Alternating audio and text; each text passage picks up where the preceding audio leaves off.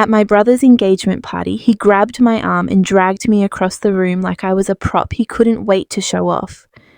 His lips curled into that familiar smirk as he pulled me in front of his boss. "This is Cassandra," he announced loudly, his voice carrying across the room. "The family failure." A few people chuckled nervously. My parents stood beside him, nodding along. My mother leaned closer and muttered, "So embarrassing," while my father let out an awkward laugh, as if this public humiliation were nothing more than a harmless joke. The celebration at the Mountain Lodge in Denver went silent. Crystal glasses paused mid-air. Conversations died off. Outside, snow drifted gently past the massive windows, but inside the room felt thick, heavy, almost suffocating. Parker's boss, a sharply dressed man in his late 50s, didn't laugh, he didn't smile, he simply looked at my brother, then at my parents, and finally at me. When Parker said my name, Cassandra, the man paused, his eyes narrowed just slightly, just long enough for me to notice. Something unreadable flickered across his face, making my stomach twist. Then he smiled, slow, calm, controlled. "Interesting," he said quietly. "Parker, I'll see you in my office tomorrow morning." No one knew what to say. Parker's grin collapsed. My parents shifted uncomfortably. I stood frozen, the heat of humiliation burning through me as if I'd been exposed in front of everyone. A few minutes later, I murmured something about a headache and slipped outside into the freezing night, driving home alone with my hands shaking on the steering wheel. If you've ever been treated like the black sheep by your own family, you already know how that moment feels. Stick around, because this story only gets worse before it gets better. The next morning, I sat alone in my small house on the outskirts of Denver, staring at a cup of coffee that had gone cold hours ago. I hadn't slept at all. Every time I closed my eyes, Parker's smirk replayed, followed by the silence that swallowed the room. I had been labelled the family failure for as long as I could remember. At 41, I owned and ran my own independent financial consulting firm from a modest office downtown. I specialized in corporate turnarounds, pulling mid-sized businesses back from the brink of collapse. The work wasn't flashy, no applause for debt restructurings or discreet vendor negotiations. But it paid the bills, and over the past decade, I had built a quiet reputation among business owners who needed real results without headlines. Clients trusted me because I delivered. Quietly, effectively. My family never acknowledged any of it. To them, success meant visible titles, corner offices, constant praise, and brag-worthy photos online. Parker, 5 years younger, had always been the golden child, the charming one, the marketer at a growing logistics company, the engaged son marrying into a good family. My parents celebrated everything he did. Promotions were framed, cars were admired, vacations were applauded. My achievements earned polite nods, usually followed by comments about how I should settle down or choose something more conventional.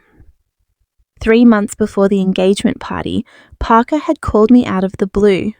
"Hey sis, I need a favor," he said casually.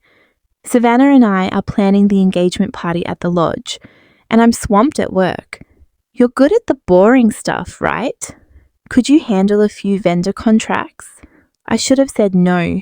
I knew that. But he was my brother, and despite everything, that still mattered to me then. So I agreed. Just a little help. It started small, reviewing catering quotes, looking over florist contracts. Then I noticed serious problems. One agreement Parker had already signed included clauses that could have exposed him to massive penalties if anything went wrong. The kind of mistake that leads straight to lawsuits. I spent 3 late nights renegotiating terms, removing risky language, and securing better payment schedules. Parker never asked what I changed. He just said thanks and moved on. Then came the deposits. 2 weeks before the event, the photographer and live band warned they would cancel due to unpaid balances. Parker had forgotten. If they pulled out, the event would collapse. No music, no photos, no refunds from the lodge. I wired the money myself, $8,000 for the photographer, $6,000 for the band. I used funds from a recent client retainer, telling myself I'd sort it out later. Parker promised to pay me back. He never did. I kept fixing things. I stopped the florist from sneaking in nearly $4,000 in fake premium charges. I negotiated catering rates down by 20%.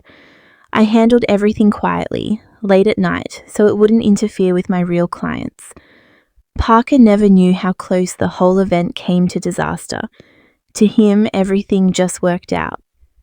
At the lodge, he stood proudly, accepting compliments on how perfectly organized everything was. Savannah smiled beside him, thanking him for making her vision come true. And then, in front of everyone, he dragged me forward and called me the family failure.